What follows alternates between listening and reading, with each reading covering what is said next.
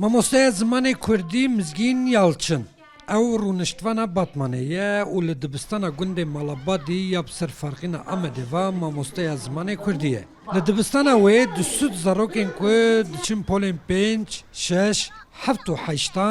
waneyên Kurdî hilbijartine û take mamosteya Kurdî ya wî dibistanê ew e. Mamosteya zimanê Kurdî ji bilî li dibistanê odeyek mala xwe jî veguhestiye stûdyoyek ew li stûdyoya xwe berdewam vîdyoyên Kurdî çê dike û dersên online dide bikarhenêrên torên civakî. Her wiha ji Amerîka, Almanya, Hollanda, Azerbaycan û li çendîn bajarên Tirkiye û Bakur deh xwendekarên wê yên taybet jî hene ku bi rêya online ew dersa Kurdî dide wan jî. سڵاو هەوانەوە هەڵ بەخێر هاتن قەڵەڵامن براستی جی اگر کو بیش من کردی نبا من مامۆستێتی کاری بۆ بکەرە یعنی جبر کو کردیه به حسکردنێک شو از چون وی بشه yani zarok nava ortaya çavet edinlerin her tişt işte fehim dikin zoritinak içinde derseyde rahattır dibin ev kemasi مخابن دپولی ده هیچ برکو درسندنی به ترکی دبینن و ترکی دوراهیم بونه زیادتر ترکی نزانن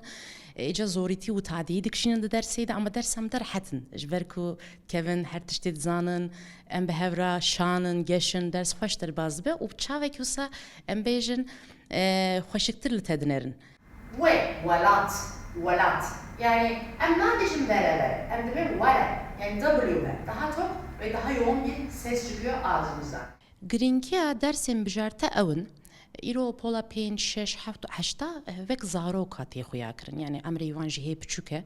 وقتی کوم روف بزمانی خو دست بجیانی بکه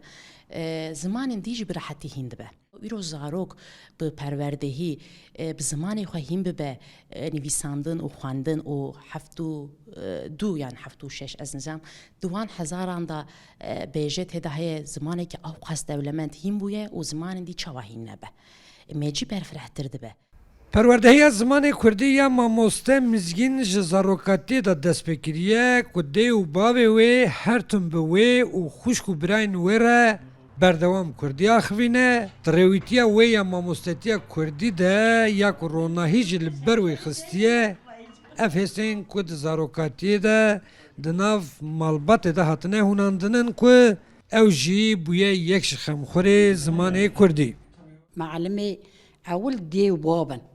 مثلا هيوار بزارو كي مداتنا مالي سبت شنو ميتب هيوار تهاتنا من دا كرماجي خبر دم تقول بلا زماني خو جبير نيكن معلمي ان معزن ان زماني وان ان كولتوري وان دايكي اتخازم هر دايك بلا بزارو كي خو بسكني زاري خو خوش كل سروي زماني خو سروي زماني بين عملاندن سروي زماني جي خو بيشوا بخل Mizgin Yalçın bi asrê xwe ji Norşîna Bet Lîseyê û wê heta niha zêdetirî 5 vîdyoyên ravekirina waneyên Kurdî çêkiriye û li ser hesabê xwe yê bi navê Kurdî online belav kiriye ku